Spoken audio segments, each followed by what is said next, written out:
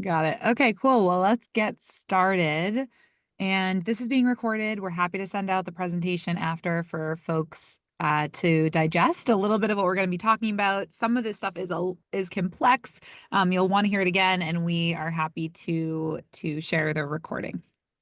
So thank you everyone for joining. This is our April information session. We do these monthly to make sure that you have the opportunity, no matter at what time of year you need the solution. We are here with information because at the Build Fellowship, we have a cap-exempt H-1B program for folks who need to figure out a solution outside of the lottery, who are coming from abroad.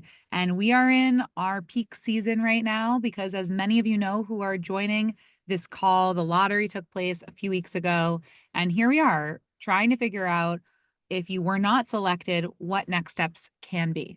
And this year was a higher than usual selection rate, but it doesn't matter. There's no method to the madness with this lottery. And many of you are here because you want to figure out, what is a cap exempt H-1B and what are my options and possibilities moving forward. So really excited to be here with my colleague, Ian, who is our Director of Partnerships. I am co-founder and CEO of the Build Fellowship. I started Open Avenues Foundation about a, about 8 years ago now.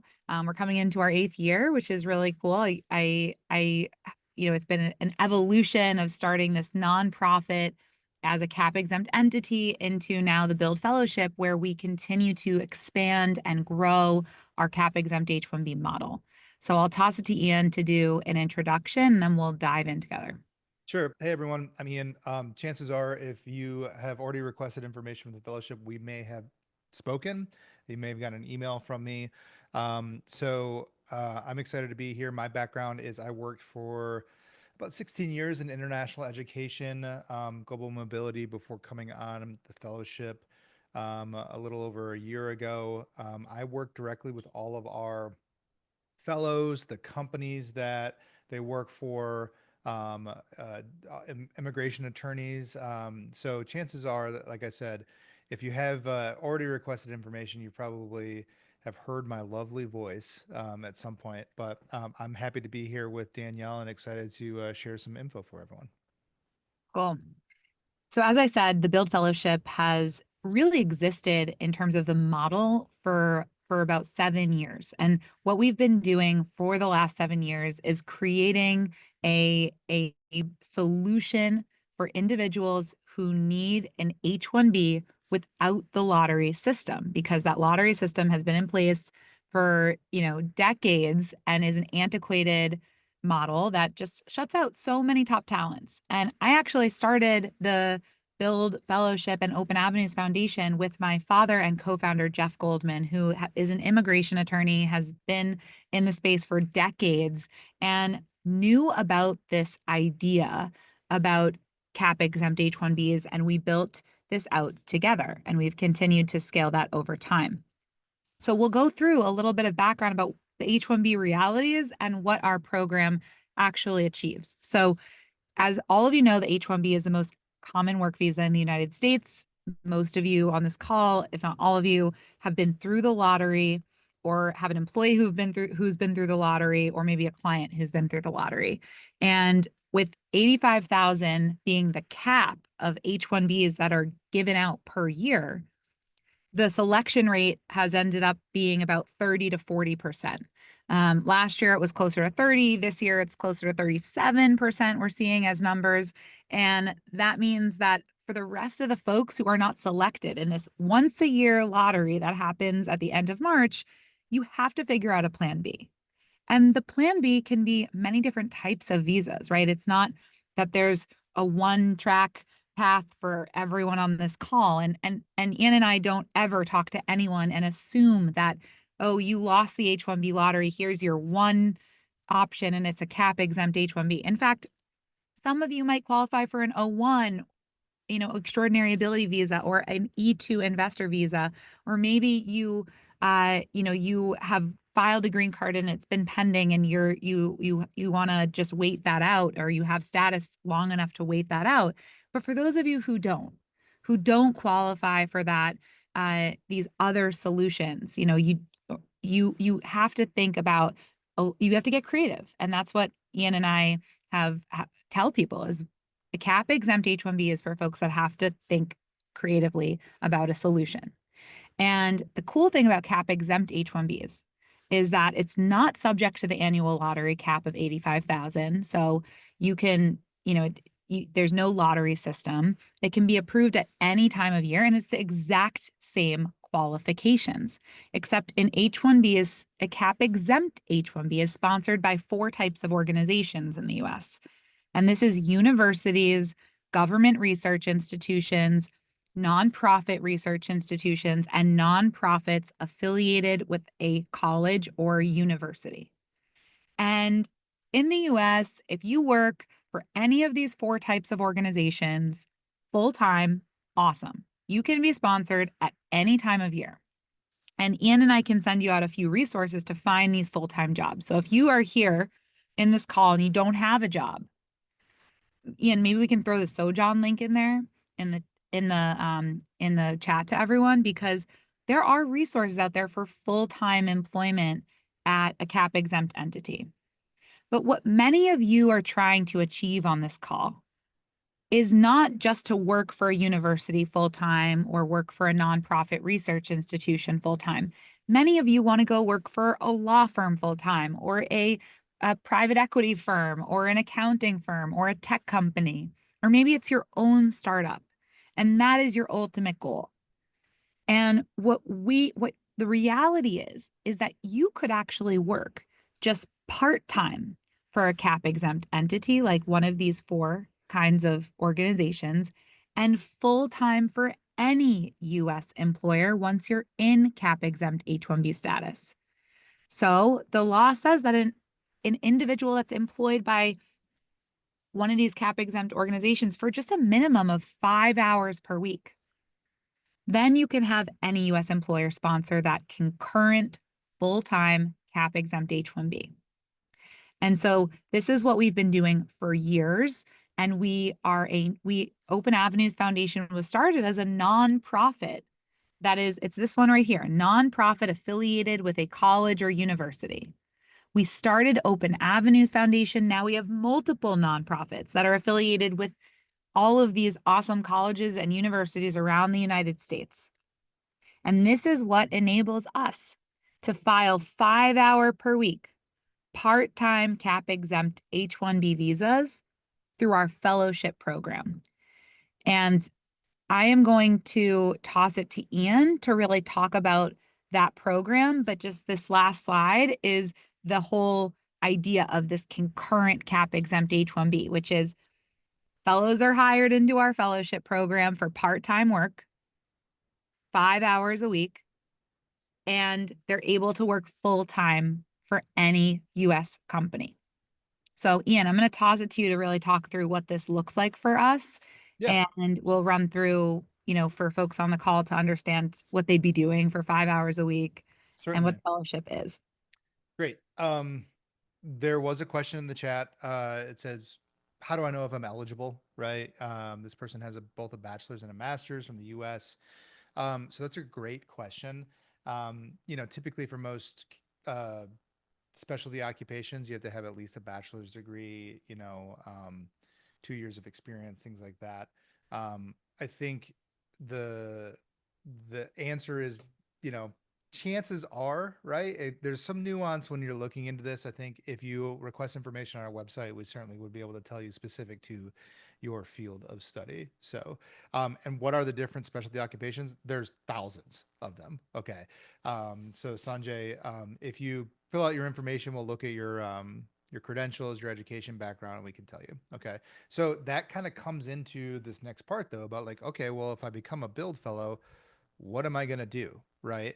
So the one of the coolest things I think about the build fellowship is that the projects that we create with our fellows, they are completely unique to the individual, right? So if I have a degree in, let's say, computer science, right? That's a very broad field of study, right? What do I do professionally, right? That's where we collaborate with the fellow to build a project that represents the work that they do within their specialty field. Okay. We have fellows that we have lots of computer science fellows, data analytics fellows, software engineering. I mean, there's fellows that have the same title, but every project that we create with them is completely unique to that person. Okay. So if you become a build fellow, it's not like when you come on board, we say, oh, okay, you have a mechanical engineering degree. Here's what you're doing. That's not the case at all. Okay. We're going to work with you to craft a project that represents your specific field and your specific work within that field. So when it's offered to the university partners, another big benefit from this is the fact that a lot of our fellows come from a STEM background. Not all of them, but a large majority of them come from a STEM field. And chances are, if you went to the school here in the United States and you studied a STEM field, you probably noticed that a lot of STEM programs, the majority of the students are foreign nationals, right? And it can be difficult for foreign nationals to find these internship opportunities once they're in the United States, right? So not only does the Build Fellowship provide opportunity to our university partners for these students to learn and to have another chance to kind of check off the box of their internship requirements, but they get to learn from another foreign national, someone who's a couple of years ahead of them in their career, and that's incredibly beneficial for everyone involved. Okay, so when the project is then offered to the university students, the way it works is it's a 5 hour per week commitment. Okay. The fellow will designate a time once per week that they will meet online with their group of students. So they will choose what time during the week, what day during the week that this occurs. Most fellows will choose after work. Some do it before work because they're morning people. Some do it maybe on their lunch break, right? So this once per week meeting usually is about an hour, hour and a half long, right? So the rest of the week, the main kind of job of the fellow is to ensure that the students studying underneath them are meeting the benchmarks of the project for that week. Okay. They're going to provide some context, some color, some feedback along the way. But what's cool is all that's asynchronous. That occurs on your own time. It doesn't have to occur Monday through Friday, 8 to 5, right? You can be responding to students' emails or inquiries on the weekends or in the evening or things like that, so long as you're meeting that 5 hour per week, requirement, right? So the project, even though it's unique to the individual, the structure is the same for every fellow. 5 hours per week, you'll have a minimum of two, a maximum of 15 students studying underneath you in your cohort. And the project is 8 weeks long. Once the project is done, those students will move on. They'll get their certificate of completion, right? You'll get a new cohort of students. Again, minimum of two, maximum of 15, and the project will start over again. So you'll be doing the same project in perpetuity while you're in the fellowship. Okay. Um, I do want to make it clear because this is a really common question we get too. I don't have a background in education or curriculum development. So like, how am I going to know how to put together a project? Right. So that is a great question, first of all, but also that's the role of our educational programming here. We have a great team here that works with all of our fellows to develop these projects. We don't expect you to show up day one with a curriculum ready to go. Right. Also, it's important to know you're not going to be with students on day one anyways. Right. Um, Prior to filing your H-1B petition, we spend about 2 to 3 weeks going through petition development where we will actually kind of build out the general framework of the project, right? But once your fellowship begins, it's still probably a good 4 months before you're going to be with a student. You're still working with our education team during those first 3, 4 months to really kind of finalize all of the details of your project to make it ready for those students that are going to apply. Okay. Um, all right. So I'm going to talk a little bit about timeline. Um, and I promise I see questions popping up here as well. I promise we're going to get to these. We're going to go through these at the end. We'll have plenty of time. Okay. So yeah, this is let's go back. What is it? One slide. Um, Danielle, let's talk a little bit about the process. Um, Not forward, backwards. No, I'm just Sorry, it's kidding. having some technical difficulties with my Let's blame the phone computer. booth. Um, It's the all right. phone booth. 1 second. But if you want to Right. talk through the timeline, I'm gonna pull this back up. Sure. Camera one, right on me. Okay, close up, high and tight. So we're talking about the process, right? And because the question many have is, okay, well, what does the process timeline look like? Some of you may have OPTs that are expiring relatively soon, right? A good majority of the OPTs, those candidates that are coming to us on OPT, expire sometime between May and July, right? And so this time of year is, really kind of busy season because the lottery is over, but now you've got about 8, 12, 16 weeks between now and when your OPT expires, and we got to find a solution, right? So the way the process will work when it comes to becoming a build fellow is the first week or two we're going to go through the initial consultation. Chances are you're going to meet with me, maybe with Danielle if you're lucky. We're going to talk about the entire process, educate the fellow, educate the employer, probably talk with HR, probably talk with the immigration attorney, right? All of these things. We will then send out intake forms to both the candidate and the company or benefactor to complete. For the candidate, this is where we're going to collect your transcripts, your diploma, your work history, your immigration history. We're going to collect a job description. We're going to collect your resume, all of these things, right? Um, we use all of this information for our immigration team and legal team to conduct an evaluation to determine a few things. This kind of goes to the question we had earlier about like, how do I know if I'm qualified? What specialty occupation am I qualified for? That sort of thing. That's where this comes in. Our immigration team reviews all of the credentials to determine, number one, what is the specialty occupation that we are going to designate on the actual H-1B petition. And it's not necessarily always just like the most recent degree that you've earned, right? Some of you may have multiple degrees and multiple fields of study. And so we're going to take a look at your transcripts to see like, okay, what's the clearest pathway for us on our petition, right? Um, so once we go through the whole evaluation process, we go through then contracting. And then, as I mentioned, it's about 2 to 3 weeks after contracting, we spend doing petition development, right? That's where we are actually going to build out the general framework of the project. The also build the job description for the project that we're going to include on our actual petition.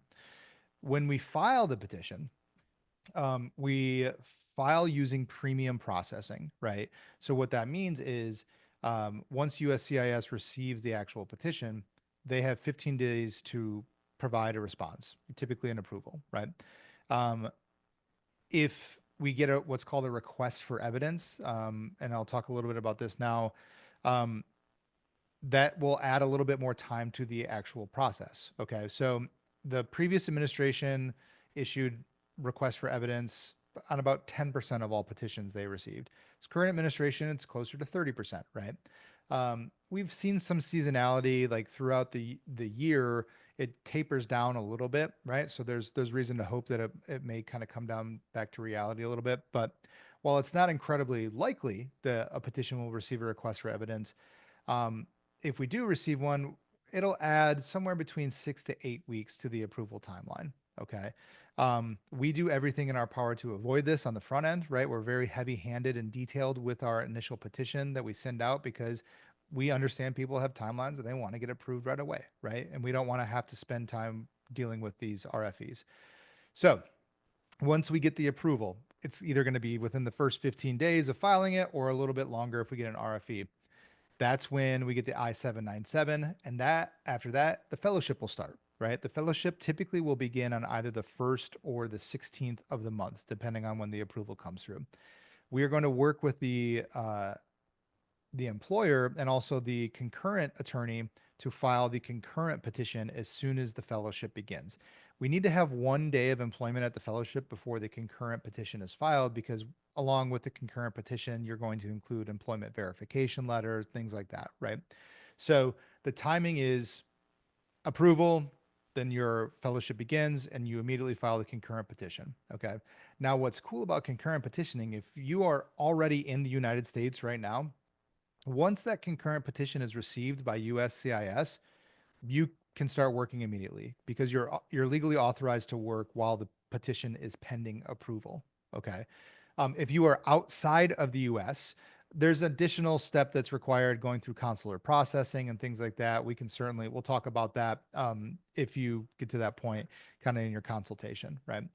So everything I just described, intake forms, petition development, filing the petition, getting it approved, starting the fellowship, filing the concurrent petition, working on your H-1B, right? That entire process typically in general takes between 8 to 10 weeks. Okay. Now, can it be done faster? Sure. I've seen it done faster. If everyone's kind of working in the same direction, right? It can go a little bit quicker. Can it take longer? Absolutely, right? But I think realistically, planning on the 8 to 10 week window is a good kind of like approach to things. All right. Um, so let's talk a little bit about I think on this next slide is once the I think we're back to just like the process of petition development. If you can, Danielle, go back to what that's going to look like. I know I did a little bit of detail, but this kind of breaks it down a little bit more because this is a little bit, employers want to know, okay, well, like once we sign the contract, what happens, right? This breaks it all down, what I just described. Petition development, as you can see here, um, takes a couple of weeks. We have to file the LCA. We get the petition out to USCIS, all of these things, right? H-1B is approved, concurrent employment begins, right? And so if you are one of those who will eventually become a Build Fellow, there is going to be work for you to do once you sign the contract. There's certainly a lot of like things that we go through to make sure that our petition is as strong as possible. Okay. All right. That was timeline. So let's talk a little bit about our fellows, the companies we work with, all of these different things.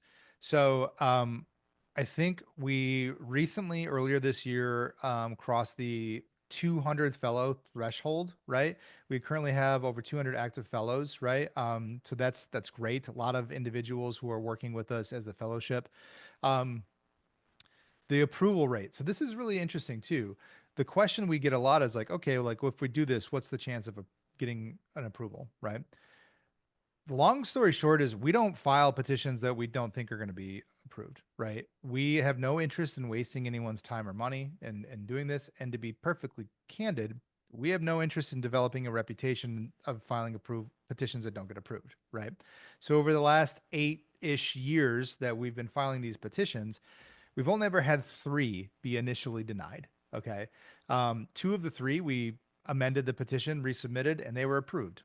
The third, the individual decided not to pursue the H-1B any longer. They went a different route, right?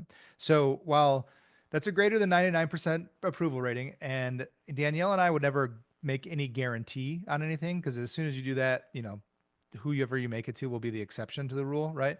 Um, if we do decide to move forward, there's an incredibly high probability that this is going to work out, right? And the reason why we have such a high success rate has a lot to do with the fact that the Build Fellowship, our program isn't for everyone, right? We are very meticulous in our evaluation process to ensure that if we do move forward with this, you qualify, not only do you qualify, but it's something that's going to be advantageous for all parties involved. Okay. And so, it's something where we are very selective about the candidates and the fellows that we have within our program, right? But if you have the credentials and you have the support and you are willing to put in the work and to work those 5 hours per week working with our educational partners, it's an amazing solution. Okay. We currently have 16 university partners. I think we're in the process of onboarding 1 or 2 more as we speak. So that should be updated sometime soon. And, right there on the page, you can see some of our example of our company partners. All right. So question that came up earlier. How do I know if especially the occupation, how do I know if I'm eligible for the fellowship, right? So what it really comes down to is you have to meet certain requirements. Number 1, bachelor's degree, master's degree, PhD, in a STEM or business related field. Okay. If you don't have a bachelor's degree, but you have been working in a specialty occupation field for a minimum of 8 years, it is possible to get what's called a workplace equivalency evaluation that would certify that the work that you've done within the field is equal to the specialty occupation. Okay, having a bachelor's degree within that field. Or if you have a degree in a different field that's not a specialty occupation, but you've been working in that field, the same thing could be true.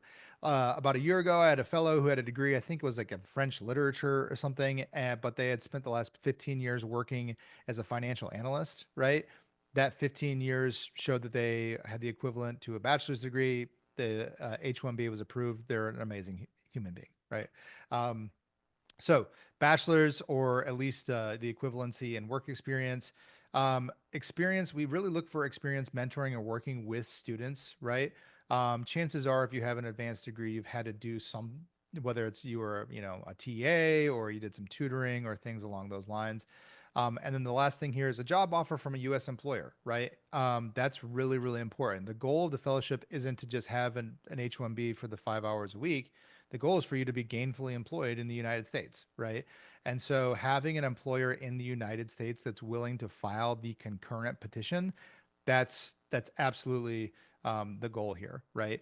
Many of you might be interested in potentially starting your own company, right? We have quite a few founders who are a part of our fellowship as well. That's something you can absolutely do too. If you're an entrepreneur and you have a business that you're going to start, the fellowship is a way that you can do that. Obviously, there's going to be some additional requirements from the Department of Labor in order for you to do that, but it's absolutely something that we help support. Okay, so if you're eligible, the next step here is being able to commit financially to the fellowship. Okay, so the program, the way it works is every month there is a flat program fee that is paid by the benefactor of $4,000. Okay. Now, the question is, well, what does that cover? Right. That covers everything involved in the actual visa procurement process. So the administrative fees, USCIS filing fees, including premium processing. It covers all of our attorney costs, right? If we receive a request for evidence on the petition, the response is included, and covered by that. If you have dependents that need H-4 visas, that's included, right? If you move during the fellowship and we need to file an amendment, that's covered. Same thing if we get to the 3-year mark and we need to file an extension for an additional 3 years, that's included as well. And then obviously ongoing compliance, programming, things like that. And then last but not least, the compensation that the fellows receive, that they are paid for the work that they are doing, the 5 hours per week they're working for the nonprofit, that's funded by the program fee. Okay. So typically somewhere between 25 to 35% of that monthly program fee ends up going directly to the fellow on a paycheck from the nonprofit provider. Okay. So there's ways that if your primary employer is the benefactor, that they can offset some of the cost by doing like payroll reductions and things like that to account for the compensation that you earn as a fellow. Um, Typically, the math, the way it works is it's 4,000 minus whatever it is you are making on a monthly basis as a fellow. It's somewhere usually between 800 up to $1,500 per month, right? Um, so the true cost being somewhere between 2,500 to maybe $3,200 per month. Okay. Yeah, and So I wanna yeah, jump in here for 1 second because um, you know, the cost of this program, and I see that most folks joining are you're all here to figure out a solution for yourselves, and that means that you're going to be pitching this to an employer. And Ian will also talk about a scenario where you don't have an employer that's okay paying this, and we have figured out some other alternate scenario. But for most of you, and for 98% of our fellows, you will have a company that you are going to talk about this to. And and frankly, Ian and I talk all day long about this to companies. So here's the frame. Number one, you should be working this, as Ian's saying, right into your compensation package. So the portion of this that goes to salary, it's really important that you don't pitch that it's a $4,000 per month additional cost on top of your salary. It's really important to understand that about $1,000 a month is going to go to you in salary, and that can be what Ian's saying, can be reduced from your total compensation. So number one tip is building this into your compensation package. The additional $3,000 per month, I don't know, are you eligible for any personal development or professional development funds? Think about replacing those funds with this $3,000 a month cost. What else is in a typical compensation package that your company has and think about negotiating this piece into your package. And the other thing I'll say is that what we described earlier as being the education program, the training of students for 5 hours a week, this is a pipeline development tool for companies to train and access new talents who are going to work on projects with you, who are going to have developed and provided representation of their abilities more so than you do in a interview process. So really, we're getting vetted students who are graduating into the hands of these of companies, and you should definitely pitch that as well. So I think that the pricing is something where yes, there's a list of things that are included, but also it's about communicating that, hey, my ongoing immigration fees are included here, and I can work this into my compensation package with you, and this is a pipeline development tool for you. And for Ian and for me, like we really work to get people to understand like this should be a no-brainer. You're going to lose more money losing this employee.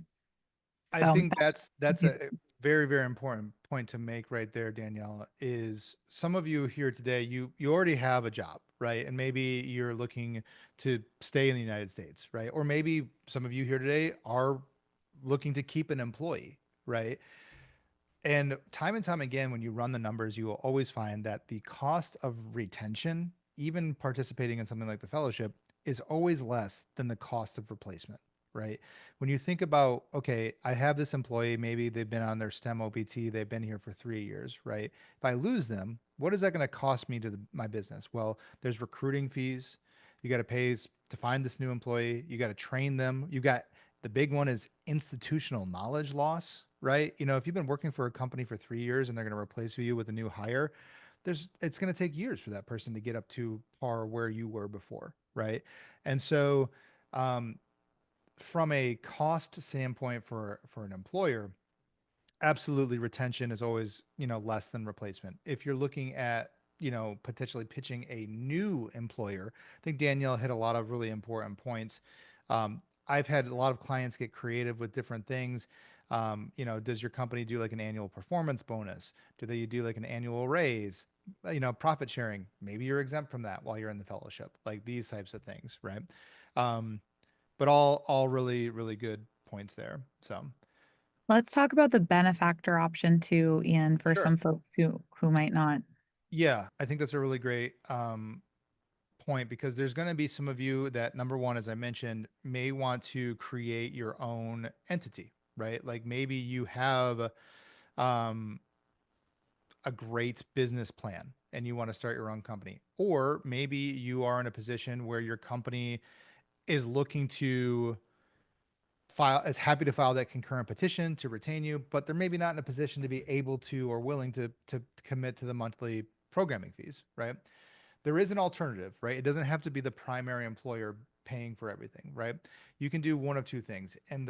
Let's start by laying the groundwork. The Department of Labor has a rule that prohibits the beneficiary, the individual person, from paying for the fellowship.